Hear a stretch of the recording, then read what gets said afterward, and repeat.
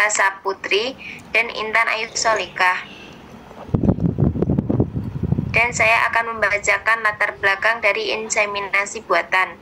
Ilmu dan teknologi di bidang kedokteran mengalami perkembangan yang sangat pesat, serta memberikan dampak positif bagi umat manusia. Salah satu penemuan di bidang ini adalah telah ditemukannya cara-cara baru dalam memproduksi makhluk hidup, yang dalam setelah kedokteran disebut dengan inseminasi buatan. Inseminasi buatan biasa diterapkan pada manusia dan hewan ternak. Inseminasi buatan pada manusia merupakan perlakuan yang diterapkan secara medis untuk para pasangan yang memiliki masalah infertilitas. Inseminasi buatan adalah prosedur medis yang dilakukan untuk mengoptimalkan dan meningkatkan jumlah sperma yang dapat mencapai saluran tuba falopi guna meningkatkan peluang kehamilan. Sedangkan pada hewan ternak, inseminasi buatan adalah memasukkan semen pada saluran reproduksi betina dengan menggunakan peralatan dan bantuan manusia. Inseminasi buatan akan memberikan keuntungan berupa kemampuan untuk mempercepat kemajuan genetik dan memfasilitasi aplikasi teknik genetik molekuler dalam program seleksi. Secara teknis, inseminasi buatan telah memperlihatkan manfaat serta keuntungan bagi peternak.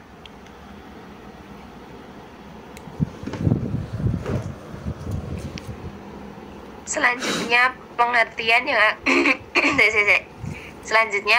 yang akan dibacakan oleh Intan Ayu Solikah.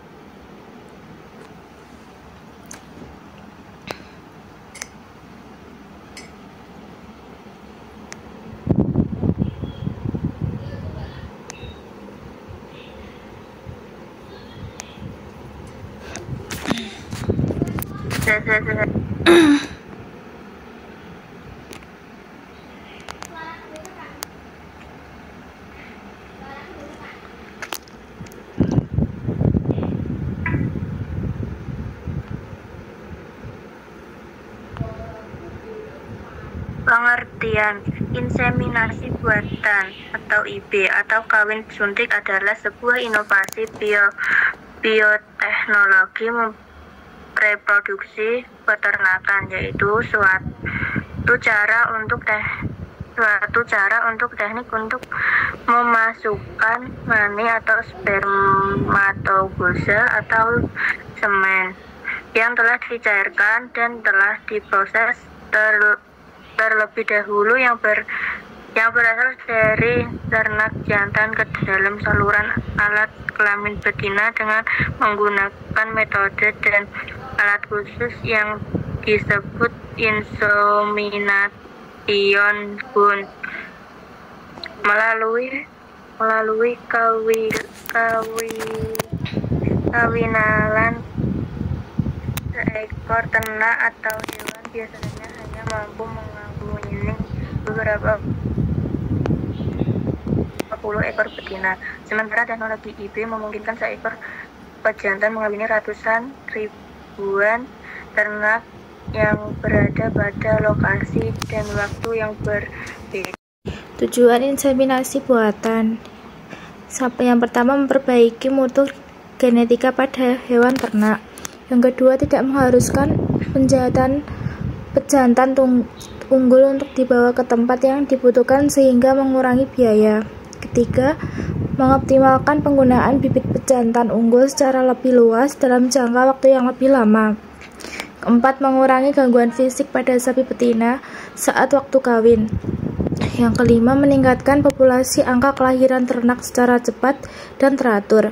Yang keenam, mencegah penyebaran penularan penyakit kelamin akibat penyakit alami.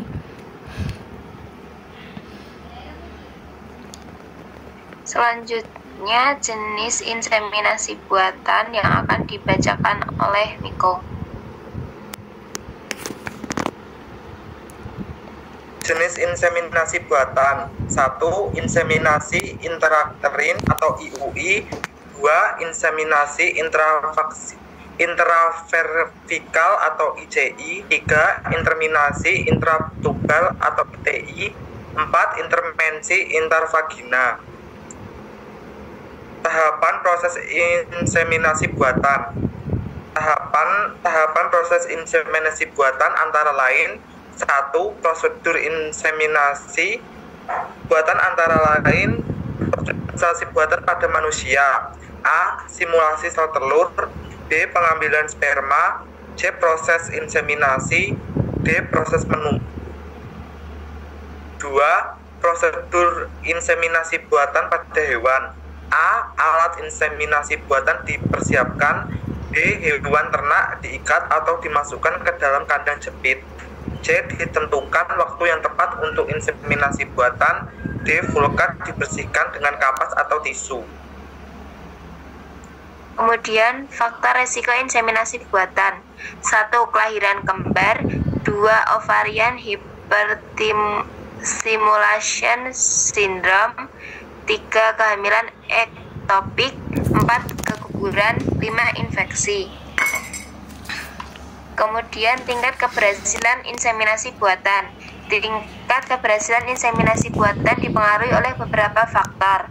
Faktor-faktor tersebut termasuk usia seorang wanita, penggunaan obat kesuburan, jenis masalah kesuburan yang dimiliki. Menurut sebuah penelitian, tingkat keberhasilan dari inseminasi intracervical atau ICI adalah 37,9% setelah 6 siklus perawatan. Sedangkan tingkat keberhasilan dari inseminasi intrauterin adalah 40,5%. Secara umum, lebih dari separuh wanita yang melakukan prosedur inseminasi buatan hamil setelah menjalani siklus Secara umum, lebih dari separuh wanita yang melakukan prosedur inseminasi buatan hamil setelah menjalani 6 siklus pertama. Kemudian, inseminasi buatan menurut hukum Islam akan dibacakan oleh Rika.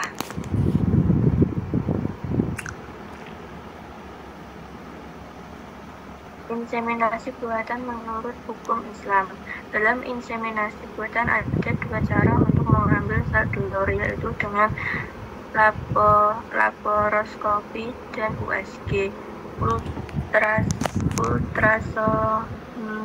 ultrasonografi. Dengan cara laparoskopi, folikel akan tampak jelas dan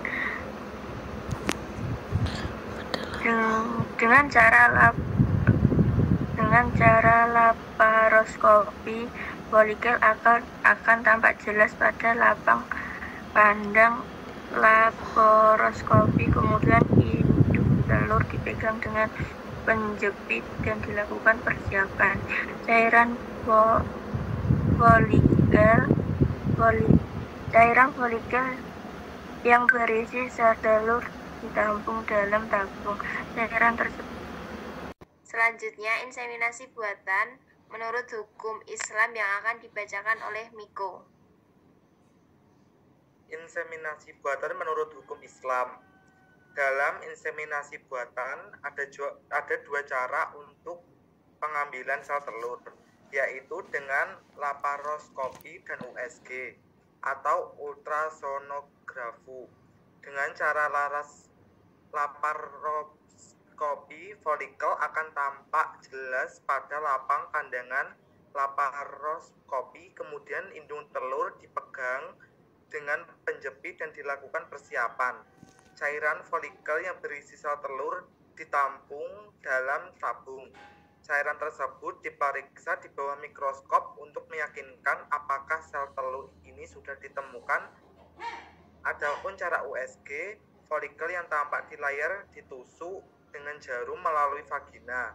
Kemudian dilakukan pengisapan folikel yang berisi sel telur tersebut dan persoalan melihat aurat sendiri. Sayyiyah dan Habilah dalam satu Riwayat menyatakan bahwa semua badan wanita merdeka adalah aurat, sedang menurut Hanafiyah dan Malikiyah menyatakan bahwa semua badan wanita adalah aurat kecuali wajah dan kedua telapak tangan. Kesimpulan, pengembangan standar praktik keperawatan di Indonesia merupakan tanggung jawab PPNI karena tekanan dan tuntutan kebutuhan terhadap kualitas asuhan keperawatan makin tinggi. Pengertian standar sangat luas, namun harus dapat diterima dan dicapai. Dalam pengembangan standar dibutuhkan sumber pengembangan standar keperawatan. Tujuan dan manfaat standar efektivitas keperawatan pada dasarnya mengukur kualitas asuhan, kinerja perawat, dan efektivitas manajemen organisasi. Dalam pengembangan standar penggunaan pendekatan kerangka kerja yang lazim sehingga dapat ditata siapa yang bertanggung jawab mengembangkan standar, bagaimana proses pengembangan tersebut.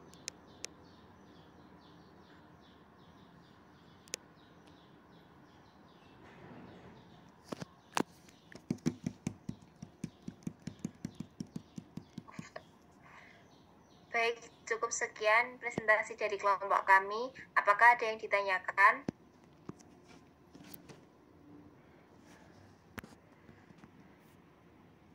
Izin bertanya. Baik, apa? Perkenalkan, saya Salsa Nurkasanah dari kelompok 1 ingin bertanya mengenai kapan inseminasi buatan biasanya direkomendasikan.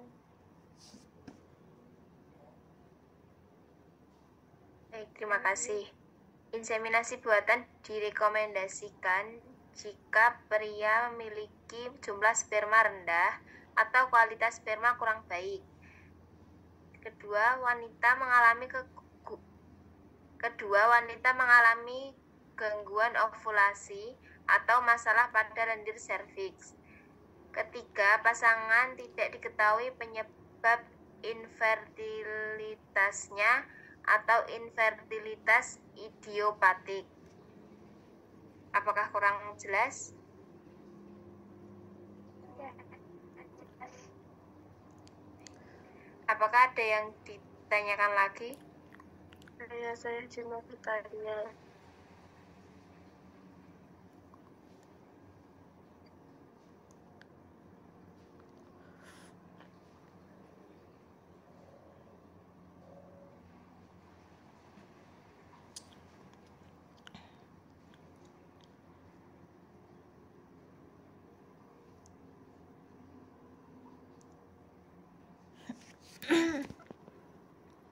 Izin mau bertanya. Dari kelompok berapa? Perkenalkan, saya Lina dari kelompok 8.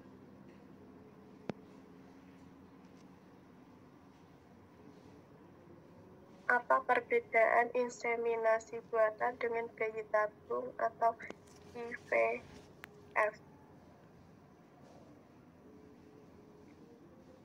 Baik, saya jawab.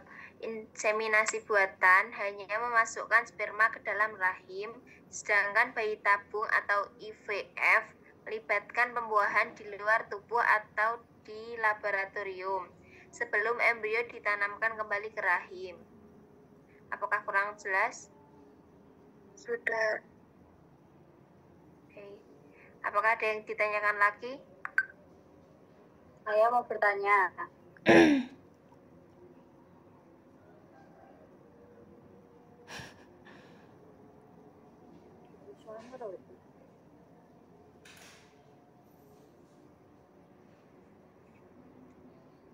Kau nak suara nih, Ton? Enak. Oh, lah di Saudi.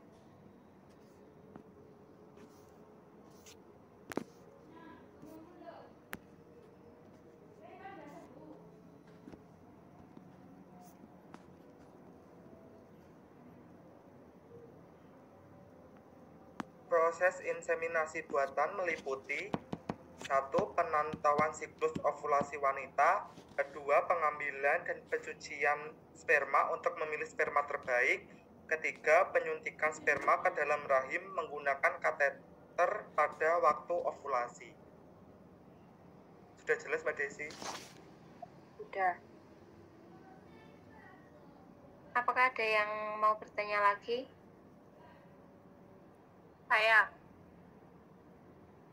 Saya Friska Aulia dari kelompok 6. Seberapa besar peluang keberhasilan inseminasi buatan? Terima kasih. Berapa besar peluang keberhasilan inseminasi buatan? Peluang keberhasilan inseminasi buatan tergantung pada usia wanita, penyebab infertilitas, dan kualitas sperma. Rata-rata tingkatan keberhasilannya sekitar 10-20% per siklus dan dapat meningkat. Selanjutnya, apakah ada yang ditanyakan lagi? Saya ingin bertanya. Dari kelompok berapa? Sebelumnya perkenalkan, saya Asti Amelia dari perwakilan dari kelompok 7. Pertanyaannya, apakah inseminasi buatan dapat digunakan untuk mengatasi masalah infertilitasi?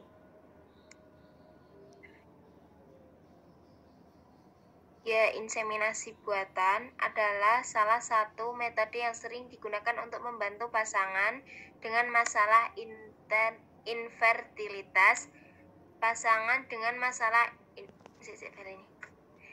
Inseminasi buatan adalah salah satu metode yang sering digunakan untuk membantu pasangan dengan masalah infertilitas, terutama jika masalahnya terkait dengan kualitas atau mobilitas sperma. Apakah kurang jelas? Sudah, terima kasih, Mbak. Baik, cukup sekian presentasi dari kelompok kami. Saya ucapkan terima kasih.